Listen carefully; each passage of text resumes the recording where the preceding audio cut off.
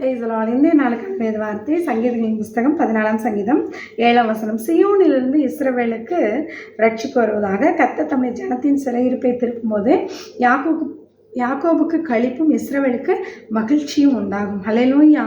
ஆண்டவர் நம்முடைய சிறையிருப்பை திருப்பும் பொழுது நமக்கு களிப்பும் மகிழ்ச்சியும் உண்டாகும். சிறையிருப்பின் நாட்கள் கடந்து போனது. ஹல்லேலூயா. விசுவாசிங்க, கர்த்தர் உங்கள் சிறையிருப்பை மாற்றியிருக்கிறார். ஓகே, வேதத்தில் நம்ம வாசிக்கும் பொழுது யோபுவின் சிறையிருப்பை தேவன் மாற்றினார். எப்போ தெரியுமா? அவன் தன் சிநேகிதருக்காக வேண்டுதல் செய்து. நாமும் நம்மளுடைய சிநேகிதருக்காக ஜெபிக்கலாமே. நமக்கு தெரிஞ்சவங்களுடைய பேரெல்லாம் பட்டியல் போடலாம். நம்ம friends, relatives, neighbours, office colleagues எல்லாத்துடைய பேரையும் you write in a diary எழுதி வச்சுட்டு you pray for them.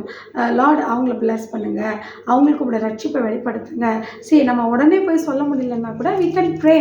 God will remind it. அவர் நம்மளோட ஜெபத்தை கேட்கிறவர். அல்லேலூயா. என்னால் சுவிசேஷம் சொல்ல முடியல, என்னால் அவங்களுக்கு போய் கர்த்தரை பற்றி சொல்ல முடியல.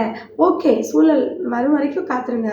பட் அன்டில் தட் நம்ம ப்ரே பண்ண முடியும். ஸோ நம்ம அவங்களுக்காக ப்ரே பண்ணால் அப்போது என்ன அப்படின்னா, ஆண்டவர் அவங்கள ரட்சிக்கிறது மட்டும் இல்லை, நம்முடைய சிறையிருப்பையும் அவர் மாற்றுவார். ஹல்லேலூயா. நம்முடைய பாண்டேஜஸ் எல்லாம் ஆண்டவர் பிரேக் பண்ணுவார். நம்முடைய கர்சஸ் எல்லாம் பிளெஸிங்ஸாக மாற்றுவார்.